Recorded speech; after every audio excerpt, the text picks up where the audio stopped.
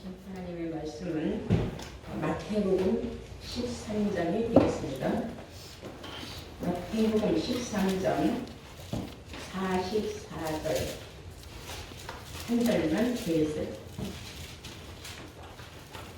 천국은 마치 밭에 감추인 보화와 같으니 사람이 이를 발견한 후 숨겨두고 기뻐하여 돌아와 가서 자기의 소유를 다 팔아 그 밭을 샀느니라. 아멘. 네, 허락하신 하나님 말씀은 마태복음 13장 44절 제목은 밭에 감추인 보화와 천국. 밭에 감추인 보화와 천국이라는 제목으로 말씀을 증거하도록 하겠습니다. 예수님은 마태복음 13장 34절에 많은 무리들에게는 비유로만 말씀하셨다고 하였습니다.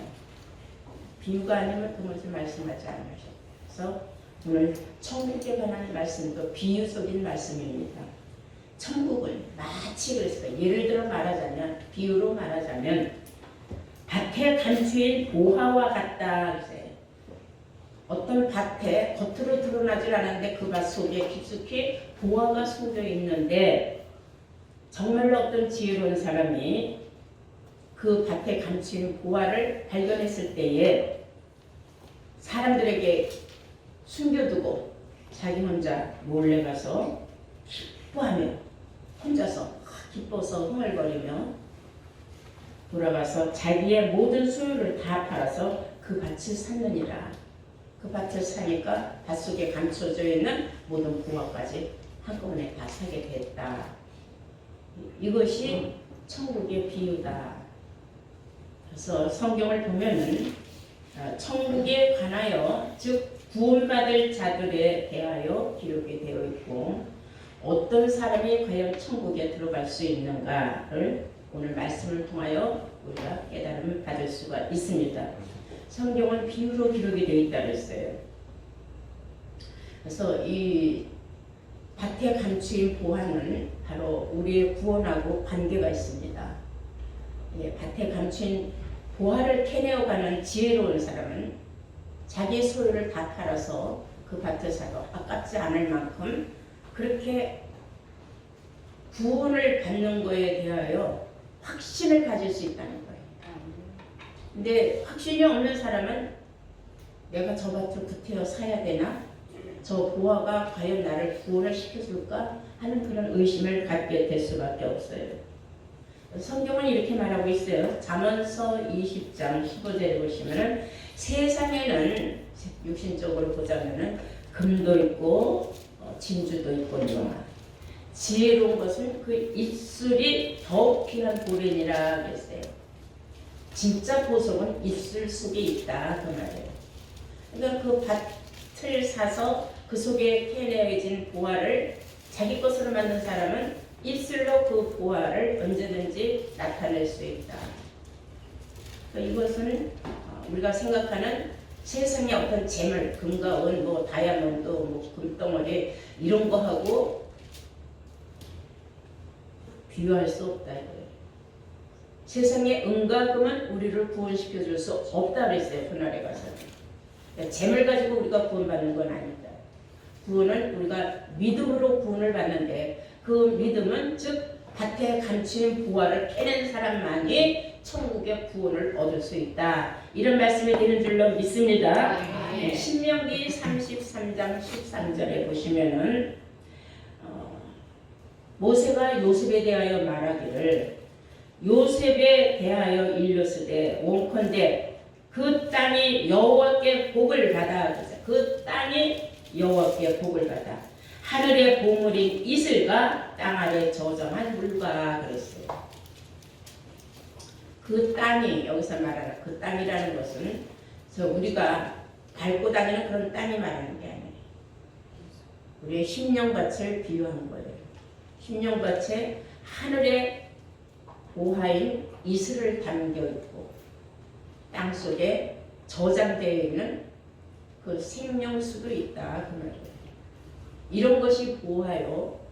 이런 것이 보물이지 우리가 육신적인 세상의 금은 보화를 말하는 건 아니다. 그래서 신명기 28장 12절에 보시면은 여호와께서는 너를 위하여 하늘에 아름다운 보고를 열으사, 하늘에 있는 아름다운 보고를 열어서 네 땅에 때를 따라 비를 내리고, 네 땅에 때를 따라 비를 내리고 하는 모든 일에 복 주시니 네가 많은 민족에게 꾸어줄지라도 너는 꾸러 다니는 법은 없다 그랬어요. 네가 수많은 사람들에게 꾸어줄지언정 꾸러 다니는 법은 없다. 뭐만 있으면 하늘의 아름다운 보고를 열어서 때를 따라 비를 내려 주셨을 때에 그 비를 잘 간직한 사람, 그 비의 귀중성을 아는 사람. 이제 세상 사람들은 이 말씀을 꼭 육신적인 재물하고 연결을 시켜서 말을 해요. 그게 기복신앙이죠. 하나님께서 하늘의 보고를 열어주시면은 예수 참 믿는 사람들은 막 금은 부활을 막 쏟아내려 주신다 그래요. 금은 부활을 내려주신다 그랬어요. 비를 내려주신다 그랬어요. 비를 내려주신다 그랬어요. 비가 최고의 보물이라는 겁니다. 그래서 그것을 성경에는 이렇게 말하고 있어요. 우리가 복을 받는 것은 하나님께서 하늘을 열어서 내려주시는 그 하늘의 보고를 열어서 내려주시는 비라는 말씀인데 에스겔 34장 26절을 우리 다 함께 보실까요? 에스겔 34장 26절입니다. 내가 그들에게 복을 내리며 내가 그들에게 복을 내리며 내 산 사면 모든 곳도 복되게 하여 때를 따라 비를 내리되 복된 장마비를 내리리라. 복된 장마비를 내려준다. 말씀의 뜻을 잘 깨달아 보세요. 내가 그들한테 복을 내려주는데 육신적으로 팔고 사는 금은 보화가 아니라 하나님이 내려주시는 복은 내산 사는 모든 것도 복되게 하여주는 때를 따라 비를 내려주시는 그 복된 장마비로 비유하고 있어요. 하늘에 저장된 금은 보화는 복된 장마비라는 겁니다. 그래서 비는 하나님의 말씀을 비유하고 있어요. 우리가 잘 아는 바 신명기 32장 2절에 하나님의 말씀을 내리는 비요 그랬어요. 이슬이요 연한 입구에 줄기 위에 내리는 비요 그랬어요. 이 비를 복된 장마비를 많이 받아서 잘 저장한 사람, 그런 사람은 복을 받게 되어 있다. 첫째는 구원의 복이에요. 영혼이 잘 되면은 범사가 잘 되고 또한 이런 사람은 건강도 따라온다는 거예요. 그래서 하나님이 하신 말씀이 우리에게 이루어지는 거예요. 사랑하는 자요, 구원받기에 합당한 자요, 보화밭을 산 자요, 네 영혼이 잘 된 것 같이 네 범사가 잘 되고 네가 건강하기를 강건하기를 내가 간구한다. 그래서 우리는 먼저 내 영혼이 잘 되려면은 내가 보화밭을 사야 돼요. 그 보화밭을 샀다는 것은 하늘에서 내려주는 모든 귀한 이슬, 장마비 빠짐없이 내가 다 저장을 해야 된다는 겁니다. 그래서 아모스 선지자가 한 말 있죠. 아모스 8장 11절에 보시면 내가 기근을 땅에 보내리니 그랬어요. 이 시대를 향하여 예언의 말씀이에요. 내가 기근을 땅에 보내리니 양식이 없어 주림이 아니요 물이 없어 가람이 아니요 여호와의 말씀을 듣지 못한 기갈시대다. 여호와의 말씀을 듣지 못한 기갈시대가 왔는데도 불구하고 사람들은 말씀하고 관계없이 예수를 믿어요. 말씀이 곧 하나님이라고 하는데 입으로는 하나님 복 주시옵소서 하면서 그들은 하나님의 이 말씀을 무시한다는 거예요. 예수님이 말씀하신 바 너희가 이 성경에서 영생을 얻는다 했는데 성경을 무시하고 그냥 입으로만 하나님 주여 하니까 주여 해가지고는 너희들이 내 뜻대로 하나님을 너희들을 믿는 게 아니다. 주의 뜻대로 믿는 자라야 하나님 아버지 나라에 들어갈 수 있다 하고 마태복음 7장 21절부터 기록되어 있는데도 불구하고 사람들은 주여 주여만 한다는 거예요. 그러니까 나중에 이 불법을 행한 자들은 나는 너희가 누구인지 도무지 모르겠노라 한 것은 너희들이 말씀을 무시하고 너희들 멋대로 육신적으로 믿고 나서 무슨 너희들이 천국 들어오길 바라느냐 그것 자체가 불법이다 이런 뜻이 되는 줄로 믿습니다. 그래서 우리가 알아야 하는 천국의 보화는 밭에 감춰져 있고 하늘에 있고 하나님의 하늘에 보고를 열어주셔서 내려주세요. 때를 따라 장마비를 내립니다. 그리고 밭에 감춰져 있는 그 보화를 캐낼 수 있는 사람은 지혜가 있는 사람입니다. 미련하고 무식한 사람들은 못 알아들어요. 하나님의 백성이 참 무지하다 그랬어요. 호세아서 4장 1절. 내 백성이 참 무지해서 하나님을 알지 못하고 그 입으로만 주여 주어 믿는 것을 한탄하는 말씀이에요. 그러니 이 백성들은 망할 수밖에 없다 하고 기록하고 있는 줄로 믿습니다. 그래서 성경을 보면은 우리가 천국을 소유하기 위해서는 내가 밭에 감춰져 있는 보화의 뜻을 알고 그 보화를 내가 캐내어 가는 지혜가 있어야 된다. 보화를 캐내어 가는 데는 내가 아낌이 없어야 된다 이거예요. 아까워서 주저주저하면 보화밭을 살 수가 없다 그 말이에요. 그런데 이게 하나님이 주시는 보화밭도 있지만 음녀가 주는 보화밭도 있어요. 그래서 우리가 한번 계시록을 볼까요? 계시록 17장 3절을 보시겠어요. 이 분별력이 있어야 음녀가 주는 보화인지 하나님이 주시는 보화인지를 분별할 수 있는 겁니다. 계시록 17장 1절부터 보시면은 또 7 대접을 가진 7 천사 중 하나가 와서 내게 말하여 가로되 이리 오라 많은 물 위에 앉은 큰 음녀에 받을 심판을 너에게 보여주리라 했어요. 음녀가 많은 보화를 갖고 있었지만 그 음녀는 그 보화가 하나님이 주신 보화가 아니기 때문에 그는 심판을 받는 거예요. 그래서 음녀의 보화가 무엇인가 그러면은 2절부터 보시면 땅이 임금들도 그로 더불어 음행하였고 여기서 땅의 임금들이라는 것은 각 나라의 뭐 대통령 뭐 이런 걸 왕 말하는 게 아니라 교회의 머리 되는 목자들을 의미하는 겁니다. 땅에 거하는 자들로 그 음행의 포도주에 취하였도다. 누가 준 음행의 포도주냐면 음녀가 준 음행의 포도주를 마셨다는 거예요. 그래서 다 취해서 거기에 빠져있다 하고 곧 성령으로 3절에 보니까 곧 성령으로 나를 데리고 광야로 가니라. 내가 보니 여자가 붉은빛 짐승을 탔는데 그 짐승의 몸에는 참남된 이름들이 가득하고 7 머리와 10뿔이 있으며 7 머리 10뿔 짐승이 있으며 그 말이에요. 그 여자는 그 음녀는 7 머리 10뿔 짐승을 탄 여자예요. 그 여자는 성경이 말할 여자는 목자를 말하는 겁니다. 자줏빛과 붉은빛 옷을 입고 금과 보석과 진주로 꾸미고 손에는 금잔을 가졌는데 가증한 물건과 그의 음행에 더러운 것들이 가득하더라 그랬어요. 그 음녀, 그 여자 목자 이것은 실생적으로 성별로 남녀 하는 그런 여자 목사를 말하는 게 아니에요. 성경이 말하는 여자는 다 목자를 비유한 말입니다.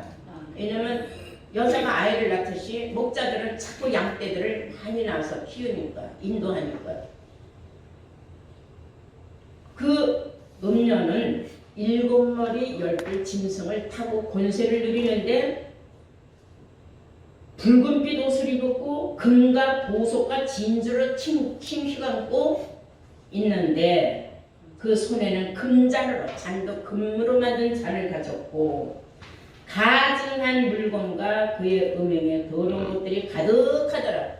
그 잔에 담겨져 있는 것은 우리가 생각하는 마시는 술이나 포도주나 이런 게 아니라 보니까 가증한 물건들 그가 음행을 저지른 더러운 것들을 가득 채우는 것이더라 그랬어요.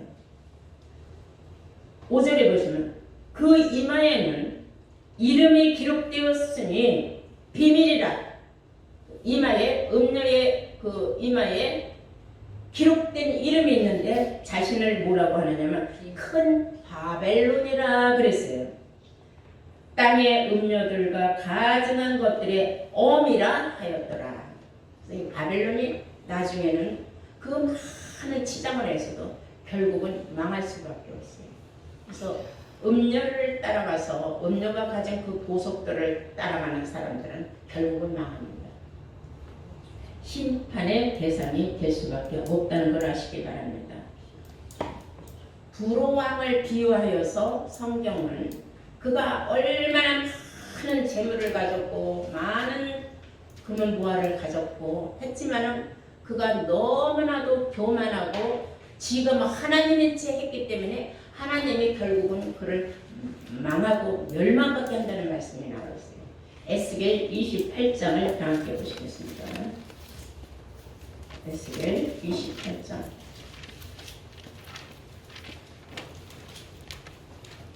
1절부터 보세요. 여호와의 말씀이 또 내게 임하여 가라사대 인자야 너는 두로왕에게 이르기를 주 여호와의 말씀이 네 마음이 교만하여 두로왕이 너무 마음이 교만하여 말하기를 나는 신이라 내가 하나님의 자리 곧 바다 중심에 앉았다 하도다. 네 마음이 하나님의 마음 같은 채 할지라도 너는 사람이여 신은 아니다.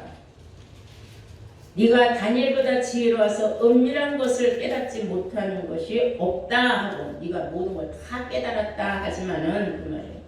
4절에 네 지혜와 총명으로 재물을 얻었으며 금 은을 곳간에 저축하였으며 네 큰 지혜와 장사함으로 재물을 더하고 그 재물로 인하여 네 마음이 교만하였도다. 그러므로 나 주 여호와가 말하노라. 네 마음이 하나님의 마음 같은 채 하였으니 그런즉 내가 외인 곧 열국의 강포한 자를 거느리고 와서 너를 치리니 그랬어요. 음료 마지막 때는 음료로 비유하고 있지만은 구약 시대는 두로왕을 비유했어요. 하나님이 결국은 친다는 거예요. 근데 많은 사람들이 모르기 때문에 음녀가 타고 있는 7머리 10뿔 짐승 그 우상들을 막 쫓아가서 믿는 사람들이 너무나 많아요. 그들이 가진 수많은 그 보화 그들이 가지고 있는 말씀도 참 말씀인 줄 알고 쫓아가는 거예요.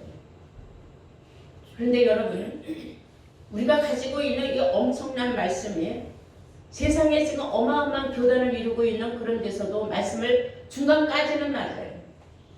중간 이후부터는 너무나 성경하고 틀리는 말을 해요. 그런 것을 우리는 먼저 알기 때문에 절대로 짐승과 우상에게 경배하고 넘어가는 일이 없죠. 그런데 초짜들은 모르니까 다 그 말이고 그 사람들도 성경 갖고 온다 이렇게 생각을 해요.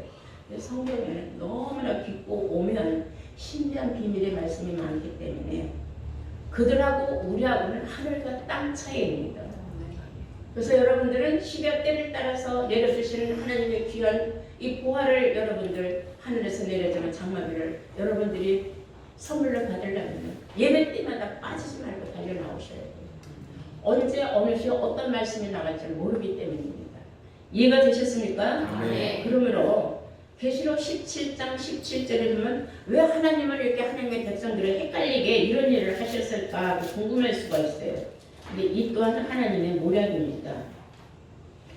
계시록 17장 17절 보시면 하나님이 자기 뜻대로 할 마음을 저희에게 주사 저들 막대로 할 수 있도록 한 때를 주신다 그 말이에요. 하나님이 자기 뜻대로 할 마음을 저희에게 주사 한 뜻을 이루게 하시고 저희 나라를 그 짐승에게 주게 하시되 하나님 말씀이 응하기까지 하심이니라. 하나님의 말씀이 다 이루어질 때까지 그들은 그들 시대가 있다 이거예요. 그들이 판치고 그들이 세력을 넓히는 그 시대를 주시는 이도 하나님이라는 겁니다. 이제 이해가 되셨습니까? 그러므로 우리는 보화와 신앙은 절대적으로 관계가 있다는 걸 여러분들 알아야 돼요. 마태복음 6장 19절부터 한번 보시면은 우리의 신앙생활에 기본적으로 알아야 될 일이 있어요. 마태복음 6장 19절부터 보실까요? 너희를 위하여 보물을 땅에 쌓아두지 말라. 너희 자신을 위해서 보물을 땅에 쌓아두지 말라. 거기는 좀과 동록이 해하며 도적이 구멍을 뚫고 도적질을 하느니라. 오직 너희를 위하여 보물을 하늘에 쌓아두라. 거기는 좀이나 동록이 해하지 못하며 도적이 구멍을 뚫지도 못하고 도적질도 못하느니라. 네 보물이 있는 곳에 그곳에 네 마음도 있느니라. 보물이 어디 있느냐에 따라서 너희 마음도 거기에 있다. 집안에 재물을 쌓아놓은 사람은 항상 로세처와 같이 집안일만 생각하는 거예요. 집안에 내가 쌓아놓은 보화, 보물, 재물 누가 도둑질을 해갈까? 혹시 누가 훔쳐갈까? 늘 의심하고 그러다가 보면 결국은 로세처로 돌변하는 겁니다. 그런 일을 하지 말아라 이거. 네 보물이 있는 곳에 네 마음이 있다는 걸 너 분명히 알아라 하겠어요. 눈은 몸의 등불이니 그러므로 네 눈이 성하면 온몸이 밝을 것이요 눈이 나쁘면 온몸이 어두울 것이니 그러므로 네게 있는 빛이 어두우면 그 어두움이 얼마나 하겠느냐. 한 사람이 두 주인을 섬기지 못할 것이니 혹 이를 미워하며 저를 사랑하거나 혹은 이를 중히 여기며 저를 경히 여깁니다. 너희가 따라서 하나님과 재물을 겸하여 섬기지 못하느니라. 영적 재물과 육적 재물을 겸해서 섬길 수는 없다 그랬어요. 너희가 하늘에 속한 자는 하늘의 재물을 마음에 두고 너희가 하나님께 속하지 않은 자는 육신적인 재물에 마음을 있는 대로 다 쏘아두고 도둑을 맞든 좀이 와서 다 훔쳐가든 다 나하고는 상관없다 이거. 하나님이 지켜주시지 않는다는 겁니다. 그러므로 하늘에 속한 자들은 두 주인을 섬겨서는 안 된다. 한 주인만 섬겨라. 첫째가 무엇이고 둘째가 무엇인 거를 여러분들 스스로 판단을 해라 그랬습니다. 눈은 몸의 등불이다 그랬어요. 눈이 어두우면은 모든 게 다 희미하게 보이는 거죠. 귀가 어두워도 제대로 들리질 않는 겁니다. 이것은 영적 소경과 영적 귀머거리들에게 해당되는 말씀인 줄로 믿습니다. 네. 그래서 성경 잠언서 15장 6절에는 이런 말씀이 있어요. 악인의 집에는 많은 보물이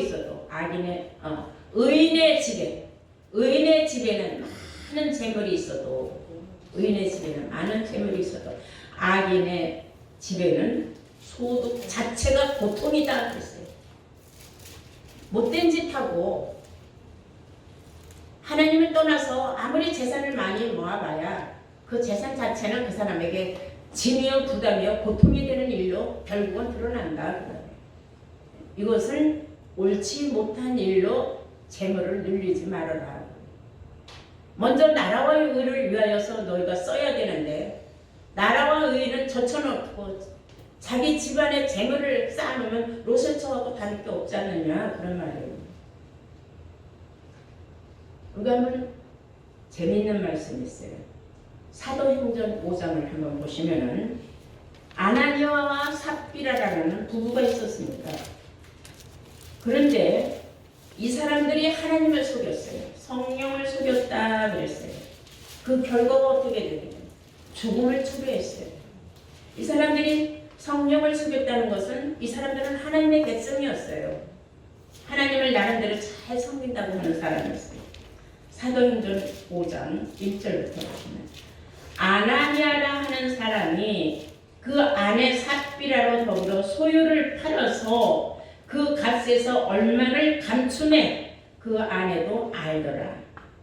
얼마를 가져다가 사도들의 발 앞에 두니 베드로가 가로되 아나니아야 어찌하여 사단이 네 마음에 가득하여 네가 성령을 속이고 땅값 얼마를 감추었느냐. 땅이 그대로 있을 때에는 네 땅이 아니며 판 후에도 네 임으로 팔 수 없더냐. 어찌하여 이 일을 네 마음에 두느냐. 사람에게 거짓말한 것이 아니요 하나님께로다 그랬습니다. 아나니아가 이 말을 듣고 엎드러져 혼이 떠나니 이 일을 듣는 사람이 다 크게 두려워하더라. 몰랐어요, 사람들은. 이 두 사람이 땅을 팔으면 하나님 앞에 얼마를 드리겠습니다고 약속을 한 거예요. 그러니까 소원을 한 거예요. 빨리 좀 팔게 해달라고. 우리 그런 소원 잘하죠. 근데 사람의 심리가 뭐하러 갈 때 달라고 뭐하러 갈 때 또 달라요. 팔렸어요. 팔렸으면 처음 하나님 앞에 약속한 걸 지켜야 돼요? 안 지켜야 돼요? 지켜야 되는데 아까운 걸 생각하니까. 지금 재밌는 얘기해요? 여러분들 돈을 조금 벌 때는 11조가 안 아까워요. 돈 100만 원 벌 때 10만 원 안 아까워요. 1000만 원 벌 때 100만 원도 안 아까워요. 2천만 원, 3천만 원 벌면은 11조 2, 300만 원 한 거 엄청 아까워요. 그렇게 되면은 그때는 그 사람 마음에 자기는 몸은 열심히 하나님을 믿고 보아밭을 샀다고 생각하지만 그 사람은 성령을 이미 속이고 있는 사람이에요. 이걸 누가 알아요? 하나님이 제일 먼저 아신다는 거예요. 그래서 여러분 절대로 하나님을 속이는 일을 해서는 안 돼요. 이 어리석은 아나니아 삽비는 아무도 모르는 줄 알았어요. 부부니까. 부부만 마음이 또 통했어요. 그 중에 마누라 삽비라라도 여보 하나님 앞에 약속하고 그러면 안 되잖아 했으면 좋았을 텐데 아유 그래 이만큼만 해도 우리 많이 하는 거야. 이만큼 하는 사람이 어디 있어 우리만큼. 잘라놓고 잘라서 드렸어요. 그랬더니 나머지를 갖다가 하나님 앞에 드렸어요. 자기네들은 최선을 다해서 하나님 앞에 드렸다고 생각했지만은 베드로가 넉넉같이 화를 내는 거예요. 성령을 속이고 땅값을 속인 것이 니네들이 잘한 일이냐.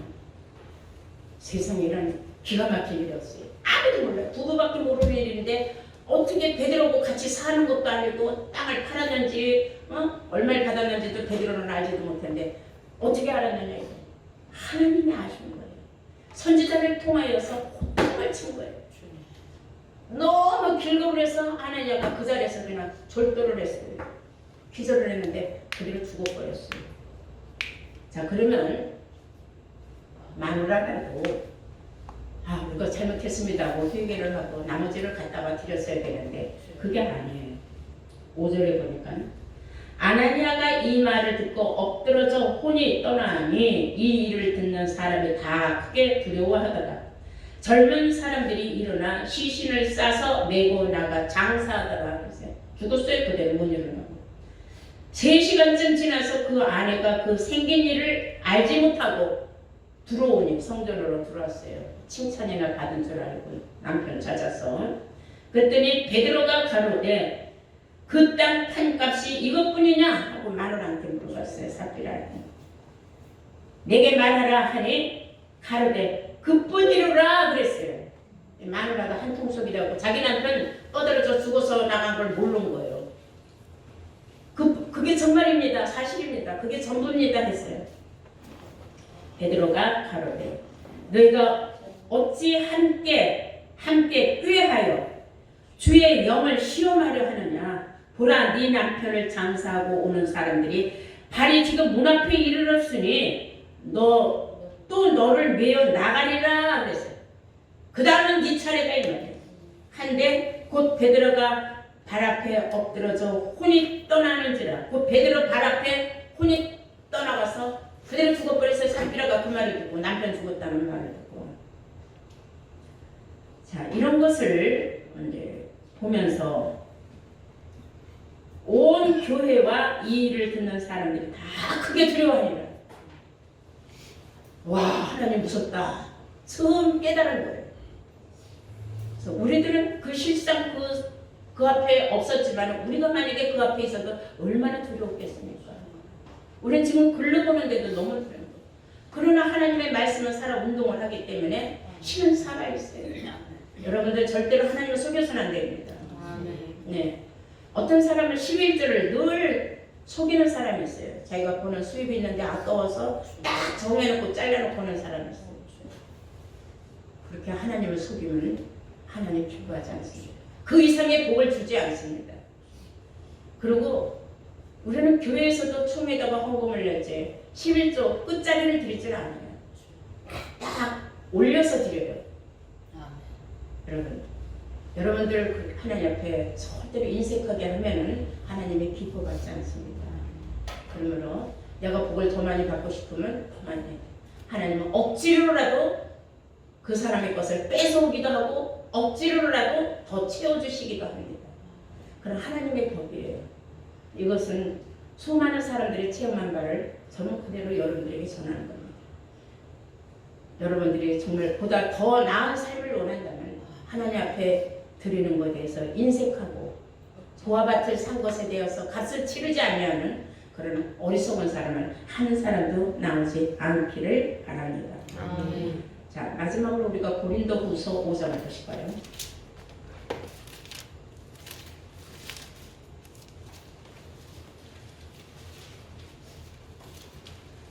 구절에서부터 보시겠습니다. 고린도후서 9장의 5장의 9절. 그런즉 우리는 어떠하든지 거하든지 떠나든지 주를 기쁘시게 하는 자 되기를 힘쓰노라. 주를 기쁘시게 하는 자 되기를 힘쓰노라. 이는 우리가 다 반드시 그리스도의 심판대 앞에 드러나서 각각 선악간에 그 몸으로 행한 것을 따라 받으려 함이니라. 그 몸으로 행한 대로 심판을 받는다는 겁니다.